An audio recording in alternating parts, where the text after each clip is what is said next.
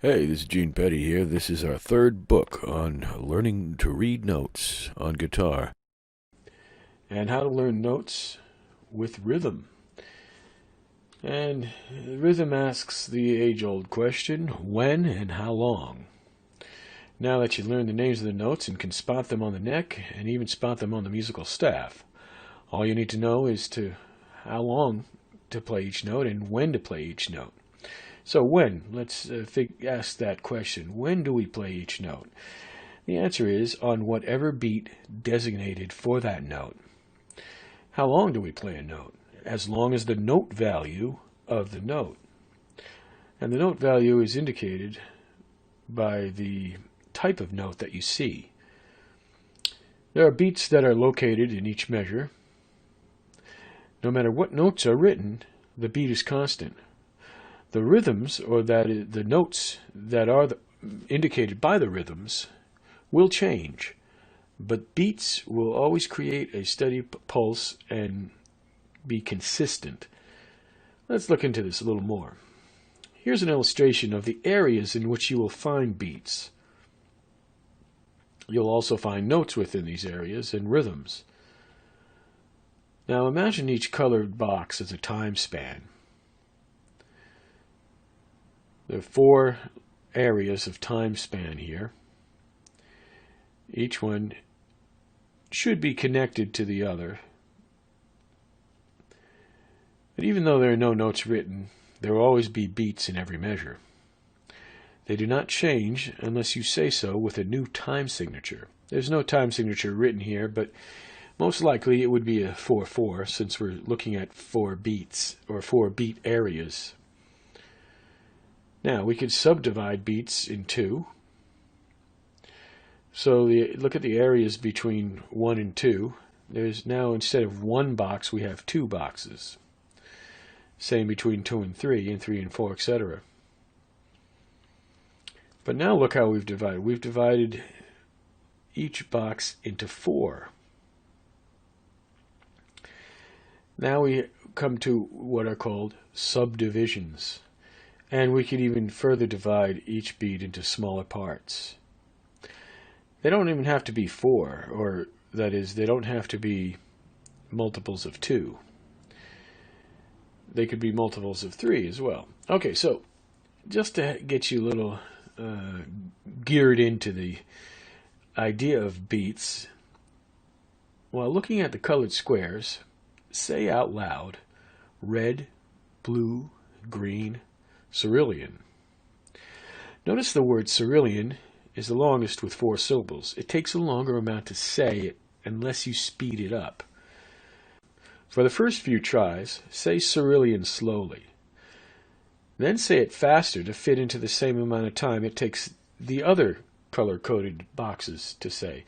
So do this along with me and say red, blue, green, cerulean. See how it took longer to say cerulean? It took a longer span of time. In a sense, we would need a longer, wider box there. But now, we're going to say it faster. Red, let's go back. Red, blue, green, cerulean. And now we're going to say it faster. Red, blue, green, cerulean.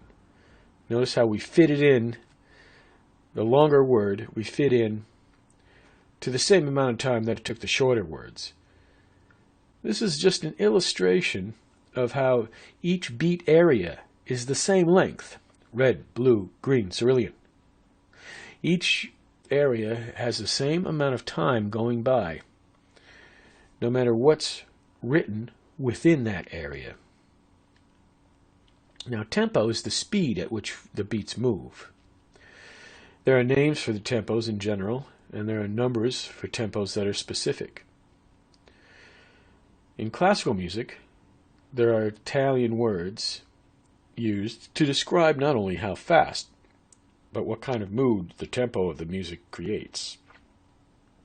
There are 3 words for fast: allegro, vivace, presto. Vivace is lively fast. Presto's very fast. And I saved Allegro for the last. It's medium fast. So you have three kinds of fast. Additional words are used, such as con fuoco, which means with fire. That seems to be the tempo that shredders and speed players like to play. Prestissimo con fuoco. Very, very fast and on fire. As musical styles changed and newer genres became formalized into written music, the descriptive words changed as well. There's a term rocco moderato, which sounds a little ridiculous. Instead, they should use moderate rock. To be more accurate for speed, the metronome was developed. It measures beats per minute. It can range anywhere from 40 beats per minute to 208 beats per minute. 60 beats per minute goes the same speed as seconds in real time. Metronomes operate on a click. The click would go one per each second. Click, click, click. Each one of those is a second. That is 60 beats per minute. And you could set this on any range between 40 and 208 beats per minute. Now, for 2 minutes, listen to a metronome on 60, 100, 120, 208. Now, if you don't have a metronome, you can go to metronomeonline.com, and they have one right there. You just click on it at these particular speeds.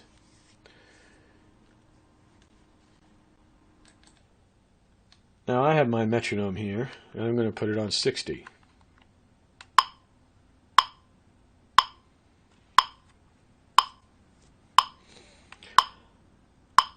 Here's 100.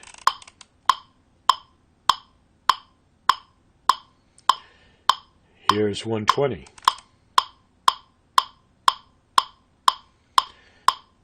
And here's 208.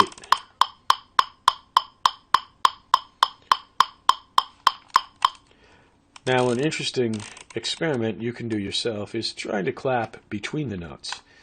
Try it at 60.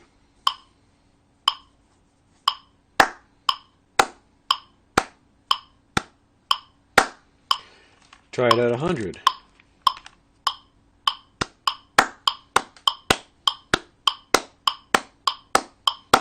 Try it at 120.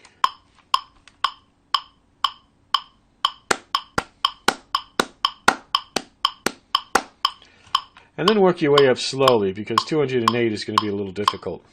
Put it on 126. Put it on 132. Try to clap between each click.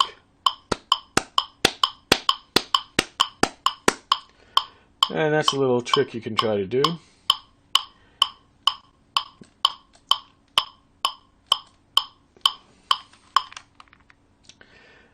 Now, pulse is closer to what I call the groove, closer to that than what we call beat or tempo. Pulse is what you do when you're tapping your foot or you're bopping your head along with the music.